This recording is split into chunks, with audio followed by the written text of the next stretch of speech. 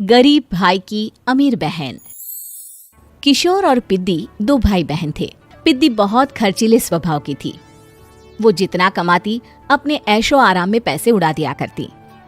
लेकिन किशोर समझदार था, घर को साथ लेकर चलना जानता था।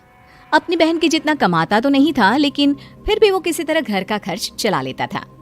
एक दिन पिद्दी किशोर से कहती है, किशोर तुम थोड़ा ज्यादा क्यों नहीं कमाते? मेरे दोस्त रोज मेरा मजाक उड़ाते हैं। अरे बहन, मैं कोशिश तो कर रहा हूँ। अच्छा सुनो, अगले महीने रक्षाबंधन है, मुझे सोने का हार चाहिए, इससे कम कुछ भी ना लूंगी। अरे दिला दूंगा बहन। किशोर को पूरी रात नींद नहीं आती। उसके दिमाग में बस ये चल रहा था कि उसकी माली हालत इतनी बिगड़ चुकी है, अब वो सोने का हार कहाँ से लाएगा। अगले दिन किशोर सुबह सुबह घर से ये बोलकर निकल गया कि पिद्दी, मैं गांव से बाहर जा रहा हूँ, कुछ दिन घर नहीं आऊंगा। किशोर ने अपने काम के साथ साथ फेरी में कपड़े बेचने भी शुरू कर दिए, जिससे वो ज्यादा से ज्यादा पैसे कमा सके। रात में वो एक बिल्डिंग की चौकीदारी भी करने लगा। अपने काम से थोड़ा बहुत समय निकालकर बस कुछ घंटे की नींद ले पाता था। और कब वो कुछ दिन 1 महीने में बदल गए और रक्षाबंधन भी आ गया, पता ही नहीं चला। लेकिन किशोर अभी तक घर वापस नहीं लौटा। जहां वो काम करता था, पिद्दी के नाम का गुल्लक रखा हुआ था।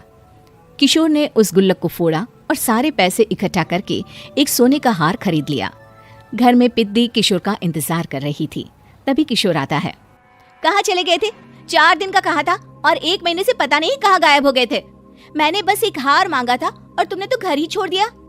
अरे मुझे थोड़ा काम मिल गया था। कुछ नहीं, सब समझती हूँ, बहाने थे तुम्हारे। अपनी बहन के लिए इतना भी नहीं कर सकते, कैसे भाई हो? चलो यहाँ बैठो, राखी बांधती हूँ। पिद्दी ने किशोर को राखी बांधी। वैसे ही किशोर ने अपनी बहन के हाथ में सोने का हार रख दिया। उसकी खुशी का कोई ठिकाना नहीं था। वो मिठाई खिलाए बिना ही नेकलेस लेकर चली गई और शीशे के सामने अपने गले में हार रखकर देखने लगी। किशोर ने लड्डू उठाया और खुद ही खा लिया। ऐसे कई साल गुजर गए। एक दिन पिद्दी की नौकरी छूट गई। अब वो पूरी तरह किशोर पर डिपेंड हो गई थी। आए दिन किशोर को अपने महंगे महंगे शौक गिनाकर उससे पैसे मांगा करती थी।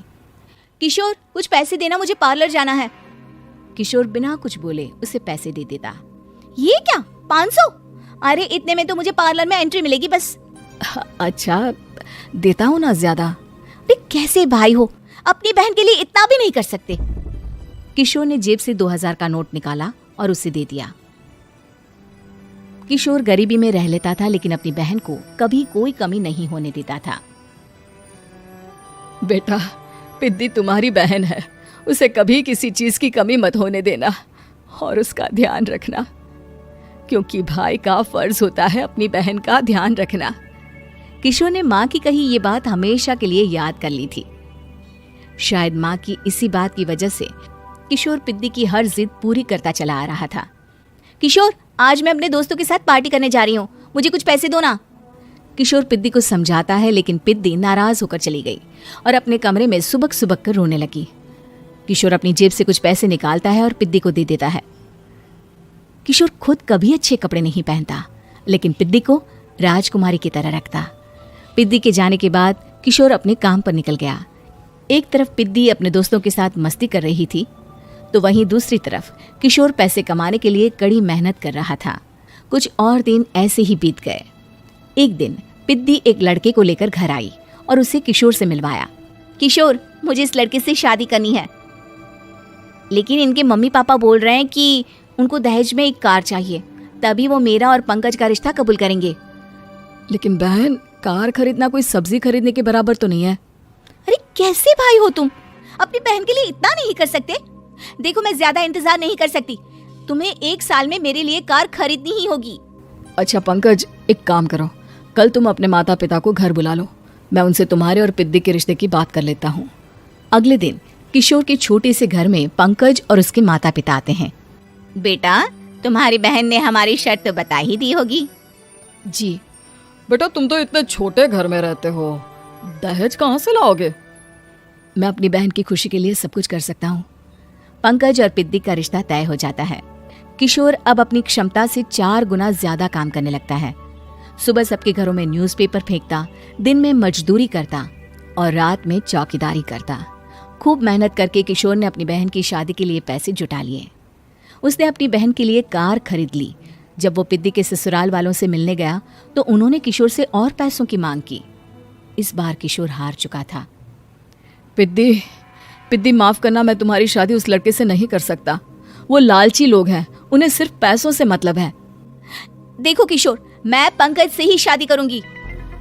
क्योंकि पिद्दी ने तो किशोर की बात न मानने की जैसे कसम खा रखी थी। किशोर ने पंकज को घर बुलाया। पंकज, तुम अपने माता पिता को समझाते क्यों नहीं हो? भैया, वो हमारी शादी के लिए मान गए, मेरे लिए तो यही बहुत बड़ी बात है। हम एक काम कर सकते हैं, दहेज की रकम में से कुछ पैसे मैं आपको दे देता हूँ। अरे लेकिन समाज वाले क्या कहेंगे? अरे जब दुनिया को पता चलेगा तब ना। अच्छा, कुछ पैसे मैं अपने मालिक से कर्ज में ले लेता हूँ।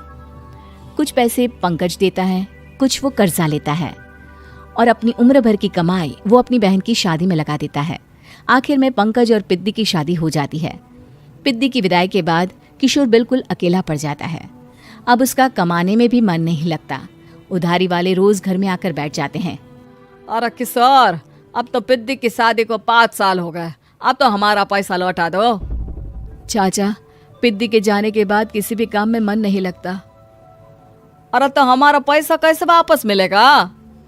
जी, कुछ करता हूँ मैं। किशोर के ऊपर बहुत सा कर्जा चढ़ गया था, इसलिए उसने तय किया कि वो ये घर बेचकर सबके पैसे लौटा देगा। अगली सुबह शहर के किसी साहूकार को उसने अपना घर बेच दिया और सबके पैसे लौटा के वो गांव छोड़कर चला गया। पिद्दी ने शादी के बाद कभी अपने भाई का हाल तक नहीं पूछा। किशोर को फर्क नहीं पड़ता था, बस ससुराल में उसकी बहन खुश है ये जानकर उसे खुद की खुशी मिलती थी और ये सोचकर कि उसने माँ से किया हुआ वादा पूरा कर दिया।